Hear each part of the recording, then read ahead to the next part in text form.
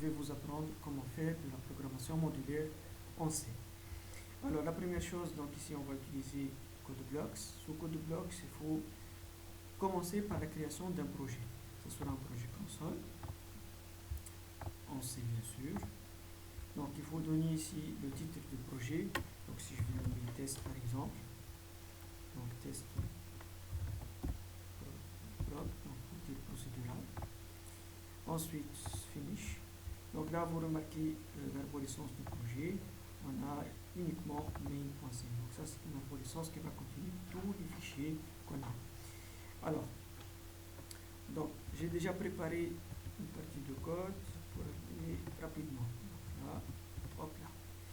Donc ça c'est une fonction factorielle. Donc ici c'est un programme qui va saisir un entier n. Ensuite je vais appeler la fonction factorielle qui va calculer le factoriel de n et qui sera sauvegardé dans R. Une fois calculé, on va faire l'affichage. Donc la fonction factorielle, donc c'est un code simple qui va calculer le factoriel. Donc on peut faire le build et là l'exécution. Voilà. Donc pour n égale 5, ça donne 120 et c'est le bon résultat. Alors maintenant, le but c'est de faire quoi? C'est de mettre ceci. Alors là, j'ai oublié quelque chose. Donc ce qu'on va avoir, c'est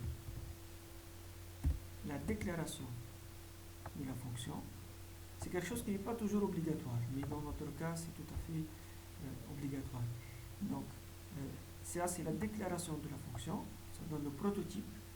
C'est quoi le nom de la fonction? Qu'est-ce qu'elle prend en paramètre? Et qu'est-ce qu'elle retourne?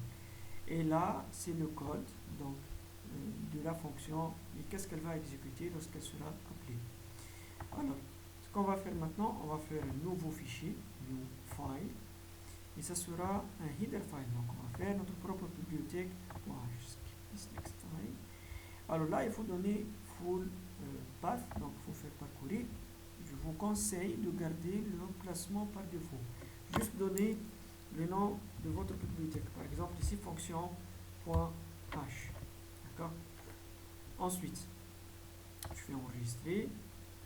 On coche tout, debug release, et on fait finish. Voilà. On va écrire notre code de la fonction ici, d'accord? Entre le if and def define et le endif.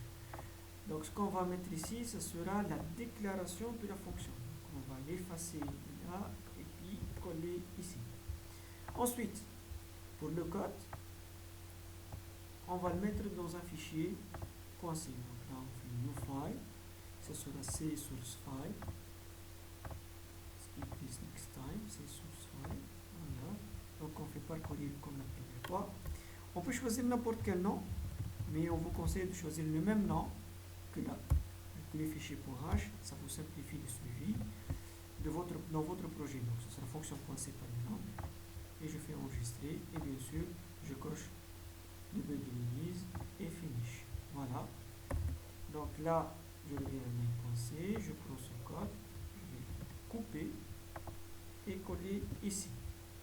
Maintenant, la première chose à faire dans ce fichier, ça sera include fonction.h. Alors, ça sera entre des simples guillemets, parce que fonction.h n'est pas dans une bibliothèque standard. Si on va faire entre inférieur et supérieur ici, on va croire qu'il appartient à la bibliothèque standard, ce qui n'est pas vrai. Je reviens à main maintenant et je fais include fonction.h. D'accord? Et dans la fonction main, je suis en train d'appeler factoriel directement, puisque j'ai fait l'include en haut. Je fais le test, voilà, ça compile, maintenant j'appelle et je donne 5 et voilà. Donc on a 120 encore une fois. Voilà. Donc fonction.h, on peut y ajouter d'autres fonctions si vous voulez. Je peux aller par exemple ici, on peut prendre par exemple fonction puissance. Donc là, je vais copier la fonction puissance. Là, c'est la déclaration de la fonction puissance qui prend un réel et un entier. Elle va calculer P puissance n. Le code de la fonction, ça sera tout simplement ça. Je vais le copier, excuse. Donc on va le mettre ici par exemple. Dans main maintenant, je peux appeler la fonction factorielle et je peux aussi appeler la fonction puissance que je viens d'ajouter. D'accord? Et ça nous permettra de mieux gérer notre projet. Voilà.